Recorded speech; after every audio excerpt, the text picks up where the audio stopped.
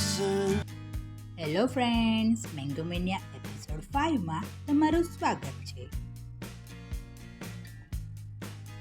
આજે આપણે બનાવવાના છીએ એકદમ ક્રીમી અને tasty kaju mango milkshake with ice cream. ચાલો હવે શરૂઆત કરીએ. સૌથી પહેલા 4 ચમચી જેટલા કાજુ લઈએ અને તેને નાના નાના ટુકડા કરી લઈએ. આ કાજુ પછી ટોપિંગ માટે ઉપયોગમાં આવશે. ગરમીના દિવસોમાં આ એક બેસ્ટ રિફ્રેશિંગ ડ્રિંક છે.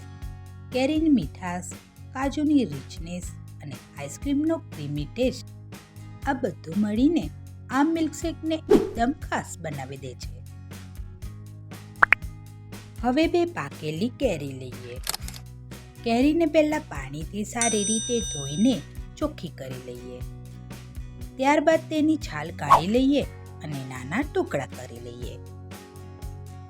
હવે એક કેરીના ઝીણા ટુકડા કરી લઈએ. જે મિલ્કશેકમાં એડ કરવાથી મિલ્કશેકનો સ્વાદ એક અલગ જ થઈ જશે. હવે બધી સામગ્રી તૈયાર છે તો મિક્સર જારમાં ઉમેરીશું કેરીના ટુકડા, 3 ટેબલસ્પૂન ખાંડ, 3 થી 4 બરફના ટુકડા, 100 મિલી જેટલું દૂધ. મેં અહીં ફૂલ ક્રીમ દૂધ લીધું છે.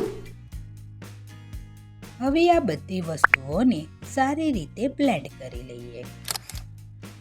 તમે ઈચ્છો તો આ શેકની અંદર કાજુ પણ લઈ શકો છો. કાજુ આ શેકને વધુ ગાઢ અને સ્વાદિષ્ટ બનાવે છે. અને મેંગો મિક્સર જારમાં બ્લેન્ડ કરતી વખતે તમે આઈસ્ક્રીમ પણ નાખી શકો છો. આઈસ્ક્રીમ તેની ટેસ્ટને વધુ મજેદાર બનાવી દે છે. પણ મેં અહીં બંને વસ્તુને અંદર એડ કરી નથી. જો તમને વધુ ગાઢ શેક જોઈતો હોય તો થોડું વધુ આઈસ્ક્રીમ ઉમેરો અને જો પાતળું જોઈતું હોય તો થોડું વધુ દૂધ ઉમેરો. બ્લેન્ડ થયા પછી તમને એકદમ સ્મૂથ અને ક્રીમી ટેક્સચર મળશે. હવે આપણો મિલ્કશેક તૈયાર છે. તો સૌથી પહેલાં એક ગ્લાસમાં ચોપ કરેલી કેરી નાખીશું. પછી તેમાં મિલ્કશેક એડ કરીશું.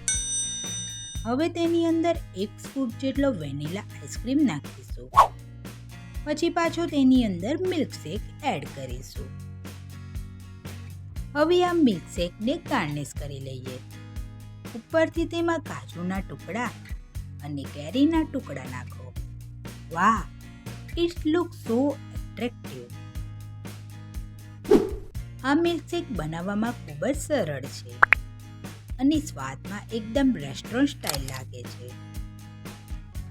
બાળકો હોય કે મોટા, દરેકને આ જરૂર ગમશે.